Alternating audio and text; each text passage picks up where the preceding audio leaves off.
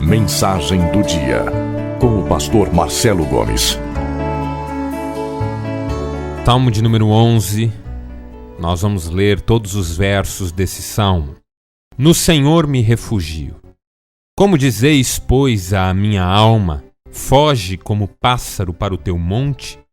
Porque eis aí os ímpios, armam o arco, dispõem a sua flecha na corda, para as ocultas dispararem contra os retos de coração. Ora, destruídos os fundamentos, que poderá fazer o justo? O Senhor está no seu santo templo. Nos céus tem o Senhor seu trono. Os seus olhos estão atentos, as suas pálpebras sondam os filhos dos homens. O Senhor põe à prova ao justo e ao ímpio, mas ao que ama a violência, a sua alma o abomina. Fará chover sobre os perversos brasas de fogo e enxofre. Vento abrasador será a parte do seu cálice. Porque o Senhor é justo. Ele ama a justiça. Os retos lhe contemplarão a face. Louvado seja Deus pela sua palavra. Todos nós sabemos o que é enfrentar algumas dificuldades. A diferença entre as pessoas em geral não está em que umas enfrentam dificuldades ou em que umas passam por dificuldades e outras não. Em que umas têm os seus desafios e outras não. Na verdade, a diferença entre as pessoas está em que algumas enfrentam as suas lutas com coragem e outras vivem em função de uma tendência natural para fugir das dificuldades. O fato é que o ser humano tem na sua constituição física, orgânica, biológica, duas forças que podem agir nas situações de perigo. Uma dessas forças nos faz fugir, correr, livrarmos-nos dos perigos que nos ameaçam.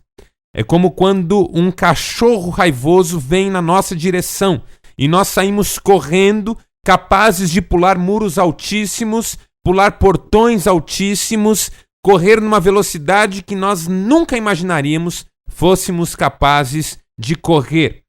Mas há outras situações em que nós somos colocados frente ao perigo sem condições de fuga. Quando estamos acuados, por exemplo, presos contra a parede, num canto, e aí, ao invés de sermos tomados por aquela força de fugir, somos tomados por aquela força de enfrentamento. E aí as nossas mãos ganham força, os nossos braços ganham capacitação e nós partimos para o ataque.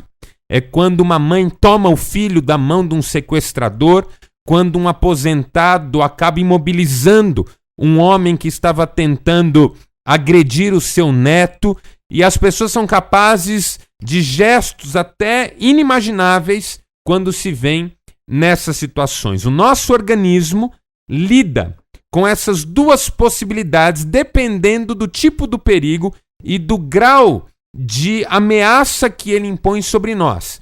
Ou fugimos ou enfrentamos.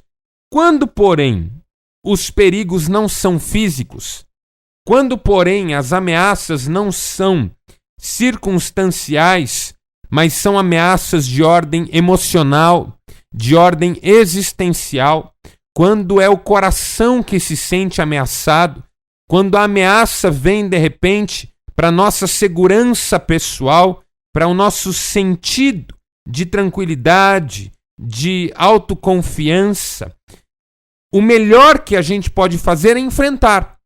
Mas, infelizmente, muitas pessoas acabam também nesses momentos preferindo fugir. Se em situações de ameaça real, física, circunstancial, nós podemos fugir ou lutar, dependendo das reações do nosso organismo e do tipo de perigo que estamos enfrentando. Quando o problema é afetivo, emocional, existencial, de autoestima, o certo era que houvesse apenas uma possibilidade: enfrentamento, coragem para enfrentar a ameaça. Mas muitas pessoas acabam preferindo fugir. E a fuga tem sido uma constante na vida de muita gente. Talvez na sua vida, talvez na minha vida. Eu mesmo já me vi em situações nas quais preferi fugir quando o que eu deveria ter feito era enfrentar. Muita gente se culpa por momentos da vida em que acabou fugindo dos perigos quando o que era melhor para se fazer era enfrentar esses perigos. Maridos que fugiram de tratar seus relacionamentos com as suas esposas, esposas que fugiram do desafio de falar a verdade com os seus maridos, pais que fugiram das responsabilidades em relação aos filhos, filhos que fugiram de algumas responsabilidades em relação aos seus pais, empregados que fugiram das suas funções em relação aos seus patrões, patrões que fugiram das suas obrigações em relação aos empregados, namorados que fugiram de se deixarem tratar em alguma área pelo Senhor, pessoas crentes que fogem do desafio de deixarem Deus tocar em algumas áreas muito específicas das suas vidas. Fugas. Às vezes as fugas fazem parte do nosso jeito de lidar com a vida. Fugimos dos problemas, fugimos da verdade, fugimos de acertar as contas com aquele irmãozinho com quem o nosso relacionamento não anda bem, fugimos da vida de oração, fugimos da leitura da palavra, fugimos da confrontação que muitas vezes o Espírito traz sobre a nossa vida. Fugas. Fugas. As fugas fazem com que os problemas, ao invés de desaparecerem, se avolumem e acabem se impondo ainda mais gravemente sobre nós. Quando a questão é segurança, quando a questão é autoestima, quando a questão é confiança, quando a questão são problemas de ordem emocional, existencial, o ideal era que, ao invés de fugirmos, lutássemos. Ao invés de virarmos as costas para os problemas, os encarássemos, de tal maneira que confiássemos no Senhor e tivéssemos convicção plena de que venceríamos as nossas provas, porque Deus é fiel. Mas, infelizmente, muitas vezes nós preferimos fugir. E essa é mais ou menos a temática do salmo que nós lemos. No salmo que nós lemos, a fuga é não só uma possibilidade diante das lutas e dos problemas, como até mesmo um incentivo. Porque o salmo começa dizendo o seguinte: no Senhor me refugio. Como que alguém pode dizer à minha alma, foge como um pássaro? Muita gente às vezes se aproxima de nós com esse tipo de conselho. Foge, deixa isso para lá, não lida com isso. Ele que se vire com Deus. São conselhos que vêm ao nosso coração para nos tentarem fazer acreditar que é melhor fugir do que lutar. Quantas vezes pessoas não se aproximaram de mim, de você, para dizerem isso: olha, você não vai conseguir. Esse problema é grande demais para você. Talvez seja melhor você sair da cidade. Acho que é melhor você abrir mão desse casamento. Acho que esse filho não tem mais jeito. Acho que esses pais aí não merecem que você se preocupe com eles. Foge! Foge como um pássaro para o teu monte. Lutar para quê? Você vai perder mesmo. Há pessoas que já entram na luta derrotadas porque elas já se enxergam derrotadas em relação ao problema que tem que enfrentar.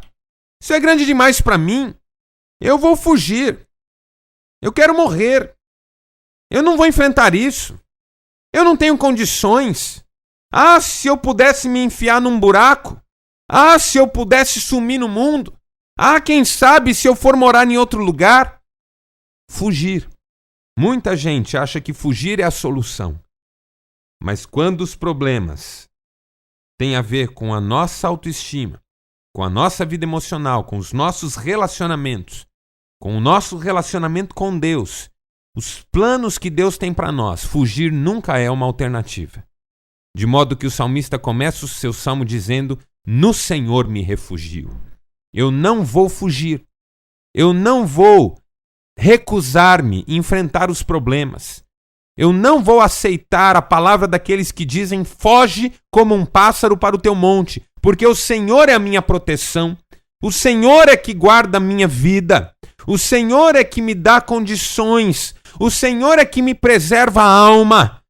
Como alguém pode me dizer para fugir se eu tenho um Deus como esse? Como eu posso considerar a ideia de fugir se eu tenho um Deus que me guarda? Essa é a fé que eu gostaria de alimentar no meu coração. E essa é a fé que todo crente deveria alimentar no seu coração. Uma fé que não foge da luta. Uma fé que não foge das adversidades. Uma fé que não vira as costas para o problema, mas o encara porque sabe que no Senhor ela pode se refugiar. É uma fé absolutamente firmada no Senhor. Uma confiança que se recusa a fugir, mesmo que o problema seja grande. A questão não é o tamanho do problema, a questão é o tamanho do Senhor, que está muito acima dos problemas. Ainda que os inimigos, como o Salmo diz, já estejam com o arco em punho, com a flecha na corda para o disparo, ainda que falte recursos, ainda que faltem situações favoráveis, ainda que falte defesa por parte de outras pessoas, ainda que os inimigos se multipliquem, fugir não é uma alternativa, porque a fé que nós temos está colocada num Deus que é muito maior do que os nossos problemas. Por isso eles podem ser assumidos com confiança, encarados na certeza da vitória do nosso Deus. É isso que eu vejo no salmo que nós lemos. Um salmo que fala de uma fé que não aceita o conselho da fuga, que não aceita o conselho daqueles que preferem fugir a enfrentar os seus problemas. É uma fé que não foge da luta, mas que refugia-se no Senhor. E é essa fé que eu gostaria de propor para o nosso coração na reflexão de hoje. Porque essa fé tem algumas características neste salmo. E eu gostaria de compartilhar essas características com você. E a primeira característica dessa fé, que é uma fé em Deus, que é uma fé no Senhor, porque no Senhor a gente se refugia no meio das provas, essa fé que tem no Senhor a sua força é uma fé confiante, corajosa, que tem plena certeza do cuidado de Deus. Há um refúgio para o justo. Há um refúgio para aquele que confia no Senhor. Deus não o abandona. Não é necessário fugir, porque em Deus a gente pode encontrar abrigo seguro. A fé confiante não foge da luta, mas sabe que com Deus nenhuma luta é grande demais, que com Deus nenhuma prova é difícil demais, que com Deus nenhum adversário é assustador demais. Eu tenho aconselhado muitos casais que apresentam como uma de suas dificuldades no relacionamento essa tendência de fugir dos problemas. Maridos que não falam sobre as suas lutas com as esposas, esposas que não falam das suas mágoas, das suas tristezas, das suas decepções com os maridos. O casal conversa apenas sobre o trivial. Precisa comprar pão, não esquece de passar na farmácia, sua mãe vem aqui hoje, final de semana a gente tem que ir na festa do fulano, onde é que a gente vai no Natal, o que é que a gente vai fazer na virada do ano, quando é que vão ser nossas férias, o que a gente faz com as crianças. Conversas triviais, que dizem respeito à administração da rotina, mas que não falam, não tratam das coisas do coração. Isso é fuga. O marido tem medo de abrir o coração com a esposa. A esposa tem medo de ser incompreendida pelo marido. Então ambos preferem o silêncio. Ambos preferem ocultar a sua intimidade. Ambos constroem um caminho paralelo. Isso é fuga. Tenho conhecido filhos que fizeram grandes bobagens e agora têm medo de falar a verdade com seus pais.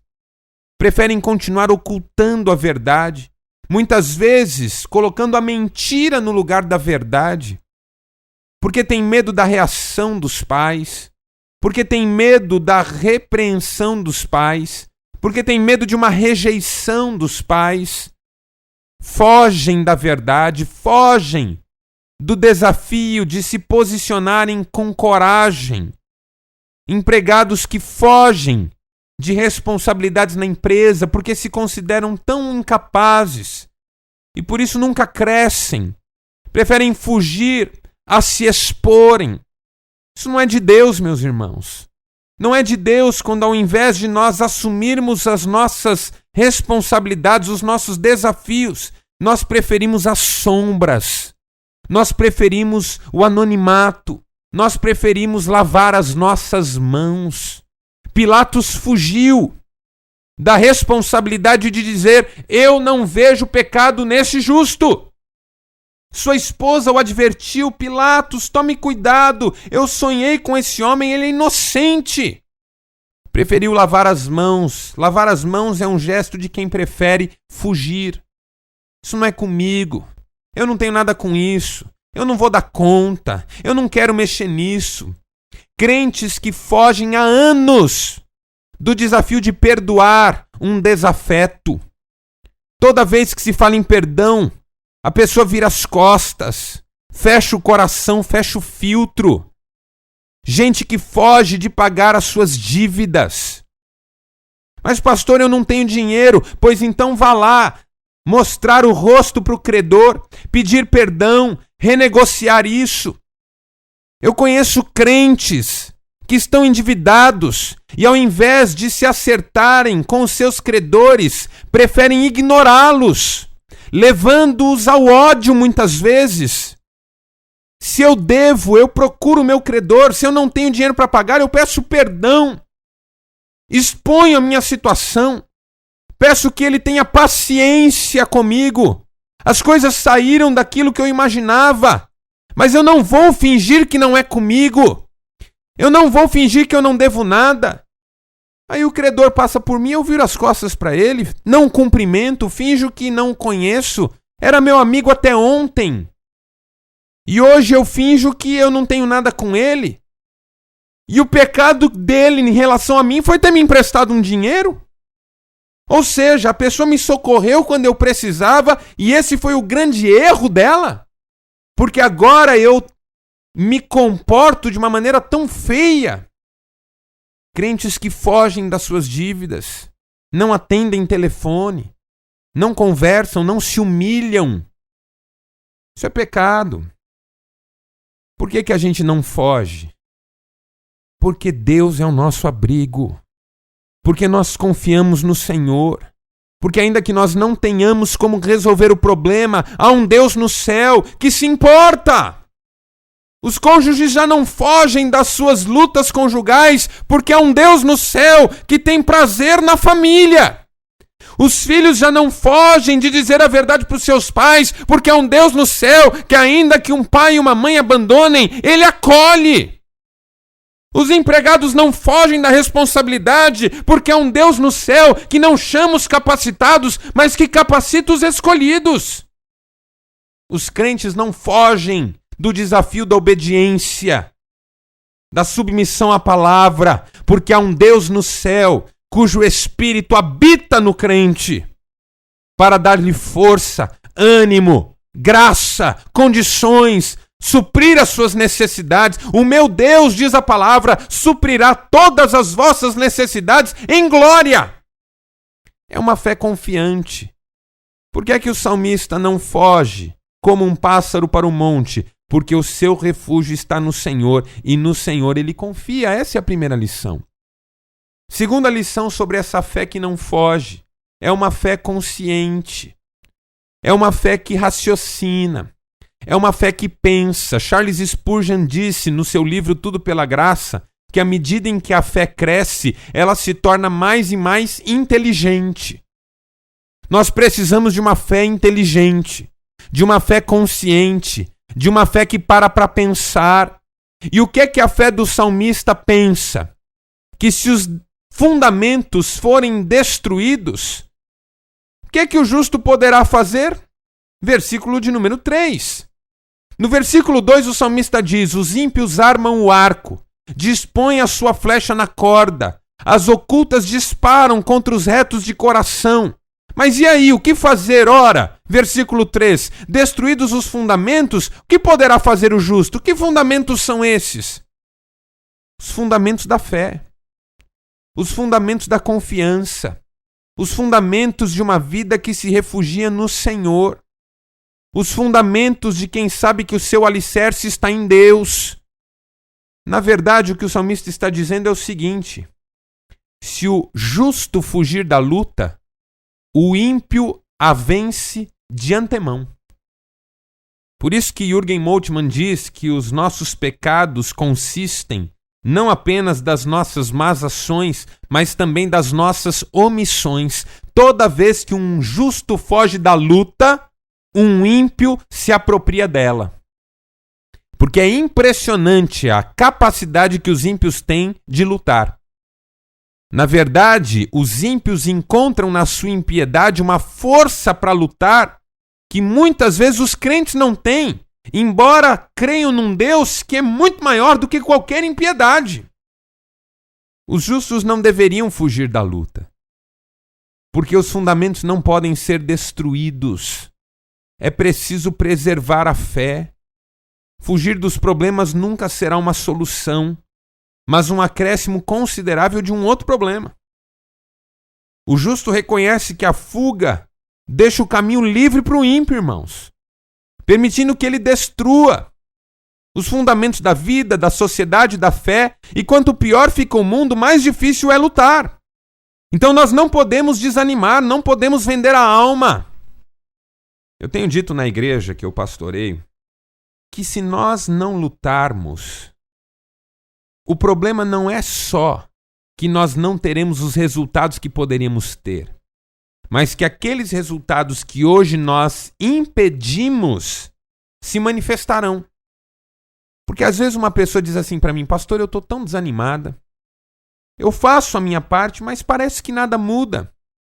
Eu faço a minha parte, mas parece que eu não tenho resultado. Pastor, eu luto pelo meu casamento, mas parece que o meu marido nunca muda. Pastor, eu luto pelo meu casamento, mas parece que minha esposa não se deixa quebrantar. Pastor, eu luto pelos meus filhos, mas eles continuam indo por um caminho perigoso. Aí eu pergunto para essas pessoas: imagine então, meu irmão, se você não lutasse. Imagine então se você não fizesse a sua parte. Imagine então se você não desse a sua contribuição. Imagine então se você não se propusesse a manter os princípios em que você diz acreditar. Tudo seria muito pior. Muito pior. Porque destruídos os fundamentos, o justo já não pode fazer mais nada. Então nós não podemos permitir que os fundamentos sejam destruídos. Porque aí os ímpios nadam de braçada, tomam conta do pedaço. E nós queremos que esse mundo cada vez mais veja a glória e o poder do nosso Deus. A fé não foge da luta porque ela é consciente do seu papel, da sua missão. Se as pessoas de bem abandonam o combate, sobram apenas aqueles que o deixam ainda mais injusto e cruel. Então as pessoas de bem abraçam a sua luta para glorificar a Deus, honrar o nome do Senhor e não permitir que o mal se alastre ainda mais. Terceiro, essa fé que não foge da luta é uma fé submissa. Olha que beleza essa lição que o Salmo nos ensina. O texto diz no versículo de número 5: o Senhor põe à prova ao justo e ao ímpio, mas ao que ama a violência, sua alma o abomina. O Senhor põe à prova o justo e o ímpio. O justo não escapa da prova. Mesmo que isso contrarie as nossas expectativas e desejos, nós, de nossa parte, não gostaríamos de ser provados. Mas a palavra diz que tanto o justo como o ímpio são provados. É indiferente. Deus permite que tanto o justo como o ímpio passe por problemas. Mas a diferença é que o Senhor cuida daqueles que nele confiam. E ainda que eles passem por situações difíceis e dolorosas, o Senhor lhes dá o livramento. Nas adversidades, o Senhor lhes aumenta a fé. A visão do salmista é essa. Versículo de número 4: Deus está no seu santo templo. Nos céus ele tem o seu trono. Ele põe à prova o justo e o ímpio. Esse Deus cujos olhos estão atentos, verso 4, cujas pálpebras sondam os filhos dos homens, é ele que põe o justo e o ímpio à prova. Ele está no controle e ele vai desmascarar o ímpio e abençoar o justo. Porque ao que ama a violência, sua alma abomina. Por que é que vale a pena enfrentar a luta? Porque Deus é soberano. E nós estamos nos submetendo não à luta, mas à soberania de Deus. Por isso é uma fé submissa. Porque reconhece que o Senhor está no seu santo trono. E Ele reina. E se Ele está me permitindo passar por isso, Ele vai me dar vitória. Eu me submeto aos propósitos de Deus e encaro. Porque eu sei que Deus é comigo. E Ele é digno de que eu seja fiel nesse momento. Nós somos mais do que servos de Deus. Nós somos filhos. Mas como filhos, nós não podemos esquecer que também somos súditos, pois o nosso Deus e Pai é também o nosso Rei. E nós nos submetemos a Ele, porque Ele está no controle não só de todas as circunstâncias que a gente vive, mas também das nossas próprias vidas. Deus é soberano, soberano. E a fé que não foge da luta sabe disso e se submete ao Senhor. Se submete ao Senhor de todo o seu coração. Às vezes eu converso com gente que diz assim: pastor, por que eu tenho que passar por isso? E é claro que essa é uma pergunta difícil de responder. Por que uma pessoa que crê em Deus tem que passar por uma situação complicada às vezes? Eu me lembro desse salmo. O Senhor põe à prova o justo e o ímpio. Não é só gente ímpia que passa por luta, não. E não é o fato de você ser crente que vai te livrar dos problemas. Mas a verdade é, se você passa por provas sendo justo ou sendo ímpio, o que é melhor? Passar pelas provas sem o socorro de Deus ou passar pelas provas com o socorro de Deus? Porque prova eu vou passar, sendo crente ou não. O vendaval que atingiu casas de pessoas atingiu casa de gente crente e de gente não crente. Mas quem vai ter mais esperança para superar a luta?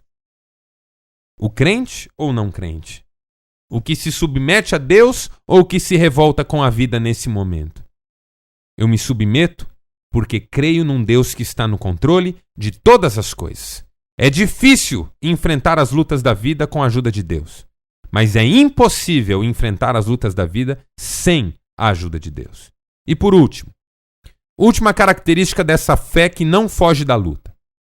É uma fé confiante, é uma fé consciente, é uma fé submissa e é uma fé cheia de esperança. Esperança. No final valerá a pena. É assim que o salmista quer terminar o seu salmo e é assim que ele o termina de fato. Com esperança. Versículo 6. Fará chover sobre os perversos brasas de fogo e enxofre. Vento abrasador será parte do seu cálice. O Senhor é justo, ama a justiça, e os retos lhe contemplarão a face. Um é o destino dos maus, outro é o destino daqueles que confiam no Senhor. Isso é bíblico. Por que não fugir da luta? Porque ao final não só nós venceremos as lutas, como também contemplaremos a face do nosso Deus. Por que os crentes da nossa geração têm tanta dificuldade de confiar? Porque eles têm perdido a sua esperança em Deus. O que é que a esperança faz? A esperança nos lembra que essa vida não tem a última palavra, que as lutas desta vida não são a realidade definitiva, que os nossos problemas não podem nos destruir a existência, porque a nossa existência em Deus é eterna. Nós fomos convidados para a vida eterna. Então, se eu tenho esperança, mesmo que a minha luta seja grande, eu não vou fugir dela. Mesmo que ela me mate, eu vou morrer lutando. Porque a vitória final me está garantida. Por que eu não olho para os ímpios e penso que é melhor ser como eles? Porque eu conheço o que a palavra me diz sobre o futuro ao lado de Deus. E a palavra é clara: sobre os ímpios ele fará chover brasas de fogo e enxofre, vento abrasador. É isso que você quer para a sua vida? Não é isso que eu quero para a minha.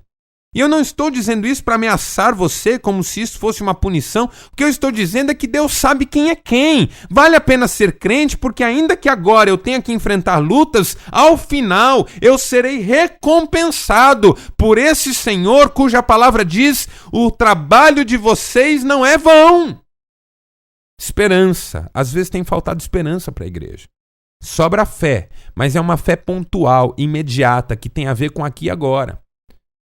Que não está casada com a esperança, que sabe que o amanhã está nas mãos de Deus. Por que me desesperar agora se o amanhã está nas mãos de Deus? Por que querer morrer se o amanhã está nas mãos de Deus? Por que desesperar? Um dos teólogos que o Mark Shaw cita no livro Lições de Mestre diz o seguinte: não existem situações desesperadoras. E se eu não estou enganado, quem diz essa frase é Winifred Newman. Mas está citado lá no livro do Mark Shaw. Não existem situações desesperadoras. Apenas pessoas que já perderam as esperanças. Não percam as esperanças, meus irmãos. Não percam as esperanças. Olhem para o futuro. Olhem para o Senhor. A certeza de que Deus está no amanhã, assim como Ele está no hoje, assim como Ele esteve no ontem. Deus é bom, nos ama com um amor perfeito, cuida de nós, o nosso futuro está garantido nos seus cuidados. Eu quero uma fé esperançosa, uma fé que não foge da luta, uma fé em Deus, confiante, consciente, submissa e cheia de esperança. Jesus é o nosso maior exemplo de alguém que não fugiu da luta. Da mais terrível das lutas, ele não fugiu. O diabo ofereceu os reinos e a glória desse mundo para ele fugir da cruz, mas ele disse não. Entregou-se na cruz, venceu a morte e, por causa disso, redimiu pelo seu sangue toda a humanidade, inclusive eu e você. Nos deu seu Espírito para que nós não lutássemos sozinhos e nem com as nossas próprias forças apenas. Portanto, meus irmãos, a batalha por Jesus Cristo, o nosso comandante. Deus abençoe a todos. Vamos orar. Sabemos que fugir às vezes é uma alternativa do nosso coração, Pai. Porque somos fracos, falhos, cheios de medos. E às vezes os problemas são tão grandes. Mas nesta hora nós queremos declarar que não vamos fugir. Não porque de repente percebemos que somos fortes. Não porque de repente ficamos com a sensação de que os problemas não são tão grandes assim. Mas porque descobrimos, e não de repente, mas pelo trabalhar do Teu Espírito em nossos corações, que temos um Deus tão grande, tão maravilhoso, tão perfeito, que não quer que nós fujamos da luta, porque Ele vai nos dar vitória na luta, ainda que pareça demorada, ainda que não seja como nós gostaríamos que fosse. Nós sabemos que Deus é fiel. Que a Tua fidelidade nos alcance, Pai. Que o Senhor nos abençoe neste dia. Que o Senhor guarde os nossos corações de fugir. Porque nós não queremos fugir, queremos enfrentar. E Tu sabes, tantas pessoas que hoje estão enfrentando lutas, que tenham perseverança, ânimo, fé, na certeza da vitória final, em nome de Jesus Cristo, nosso comandante e Senhor. Amém e amém.